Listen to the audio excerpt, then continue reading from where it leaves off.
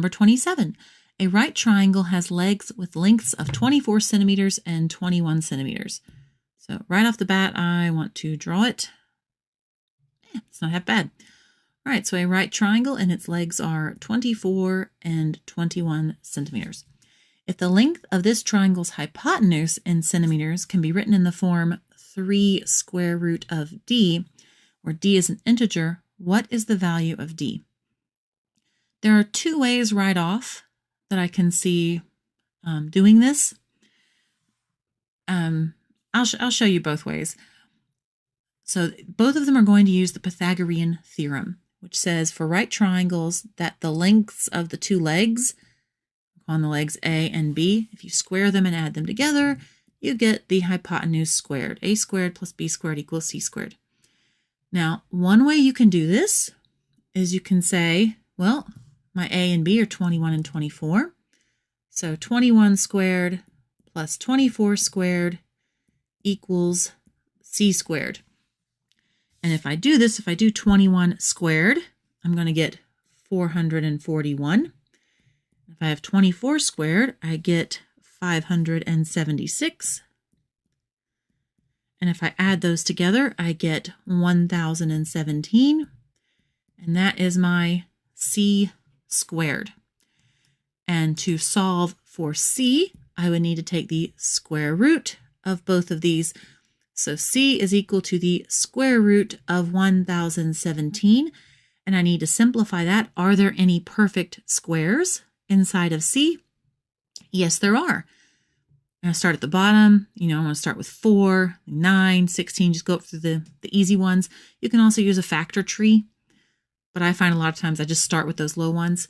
And when I divide, I know 4 won't go into it evenly because it's not an even number, but 9 will, because 7 plus 1 plus 1 is 9. A little shortcut out there.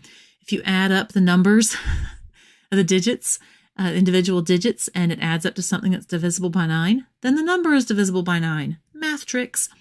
So I'm like, yes, 9 is going to go into this. So I can write this as the square root of 9 times, and it's 9 times 113. And then you can split those up. You can say square root of 9 times square root of 113. Square root of 9 is 3, and then you just have square root of 113 left. Hey, and they said hypotenuse is 3 times square root of d. What would d be? D is 113. So that's one way you can look at this. There is a different way you can look at it where you bring the 3 square root of d into the equation down here, and I'm going to show you that method next. So you can pick. Either of these are going to work. It's whatever makes the most sense to you. Use it on the day. So at this point right here, where you're doing the 21 squared plus 24 squared, instead of having C squared, solving for C, and then making it equivalent to that 3 square root of D, I'm going to take that 3 square root of D and put it in right here. So it's 3 square root of D, 3 times the square root of D is what we're saying there, squared. We're going to do the same thing we just did. Okay, 21 squared is, I had to write it down because I didn't remember it offhand, 441 plus 24 squared, which is 576. And so all that equals 1017. And on that right-hand side, we had 3 square root of d squared, which would mean 3 times the square root of d times 3 times the square root of d. 3 times 3 would be 9. And square root of d times square root of d would just be d. So 1017 equals 9 times the square root of d. Since we're multiplying by 9, if I want to get rid of that, I need to divide by 9.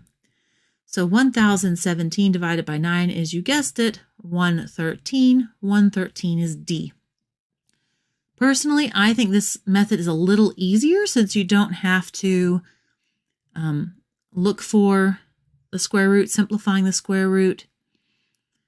And as with any mathematical problem, pretty much, there's multiple ways you can look at it. Again, they're all correct. In this case, both of these different, I should say both correct ways of looking at it. So just whichever way makes the most sense to you, but just anytime you get one of these problems, because this one's a little different than they've got the variable and the hypotenuse, and they're kind of halfway giving it to you. Anytime you see a right triangle and you've got lengths of legs involved, Pythagorean theorem is usually going to be your friend. A squared plus b squared equals c squared. And again, both ways that I would recommend tackling this problem, you use it in both. So there you go. 113 is your answer, and you've come to the end of this section. Congratulations. Hey guys, if you want to help me keep making these videos, please check out my Spreadshop and Etsy stores. Links are down below, where you can find fun things like this slightly sarcastic coffee mug or this slightly arrogant sweatshirt.